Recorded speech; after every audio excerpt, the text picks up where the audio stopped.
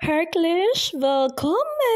It's me, Michelle V, and welcome sa aking YouTube channel. Hello, hello, hello! So for today's video, mga Mars, as you can see, I'm too balot-balot. Dahil nga malamig na ngayon. So yes, I'm choosing to BO muna tayo ngayon, guys. Voice over muna tayo ngayon. Dahil ang dami nga namang mga sinasabi dyan. So, yes, balik na taglamig dito sa Germany. Yes, at for today's video guys is the cravings tayo ng sardinas. The Philippine sardinas, the Lego. Buti pa yung Lego naligo. Pero ito, ang nasa video hindi pa yan naliligo. Dahil nga nilalamig. Charot! So mamaya, ang ligo ko kasi is gabi. Para mapapatuyo ko yung buhok ko. Kasi pag umaga parang ewan ko, basta gabi talaga ang ligo ko. Ganon. So ayan, nagprepare na ako ng aking kakainin. May kanin. Syempre, ang sarap talaga niyan. Wala ako dito guys na adobo. So, initin natin. Lamig-lamig. Lamig ng pakaramdam ko ngayon. May isda pa pala ako dito guys. Nagluto pala ako ng isda kahapon. So, ito prito pala ako ng isda. So, mamaya magluluto ako ng munggo. Ilalagay ko to. Tayo magsusup. Ito adobo lang muna, di ba? May mga pala ako dito, yung mga ulam.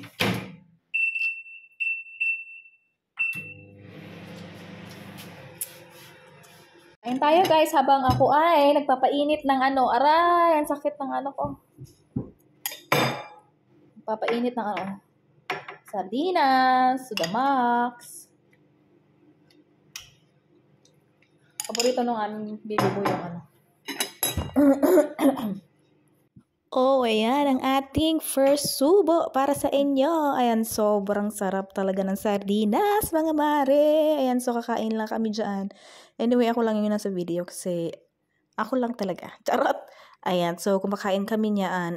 Ang sa akin namang baby boy at sa tatay ay iba. Siyempre, iba yung akin, iba yung kanila. Ganon, kasi hindi naman kumakain ng ganito ang aking jusawa, guys. Pero in fairness, sa aming baby boy, kumain siya nitong sardinas ko. Nagustuhan niya. Nagustuhan niya yung tomato sauce, nagustuhan niya yung fish.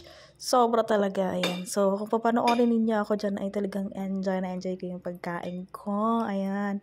Tapos, kung tinitingnan ko yung aking baby boy, talagang inubos niya lahat yung natira doon sa sa malukong na na sardinas, ganon. Talagang kain siya ng kain ng sardinas. At after pala noon mga Mars, anyway, 5 na ng hapon na yan.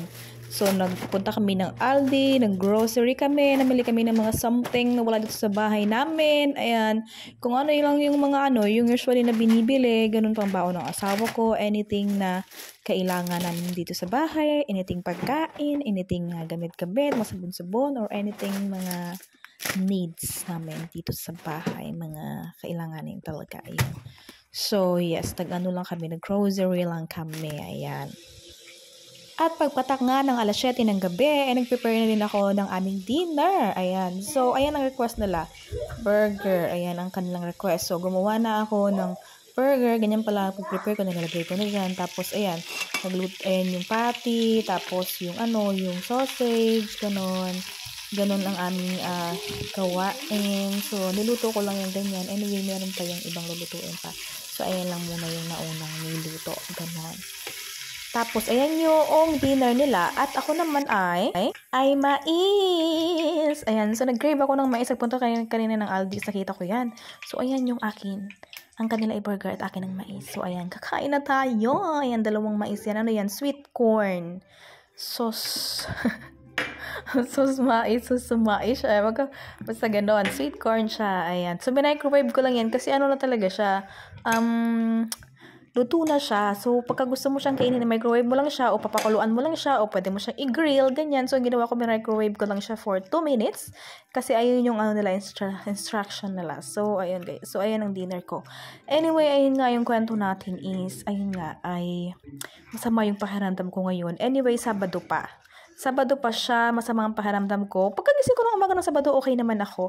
Tapos yung parang patanghali na, ay ako na nag-iba na. Ayan, ang sakit na ng ulo ko. Tapos nahihilo. At ang Sabado ay pumunta kami ng Miss Baden dahil kami nagsimba Ganon. So, habang nasa simbahan ako, ganon na yung pakiramdam ko, kakaiba na, kapag-uwi ng bahay, tapos natulog na ako ng maaga kasi nga, ang sakit-sakit talaga ng ulo ko, tapos, kinalingguhan, ganon pa rin, nagkaubo na, tapos nilalagnat na ako, nanginginig na yung katawan ko, para akong tinatrangkaso. Anyway, hanggang kinalunisan. So, yes.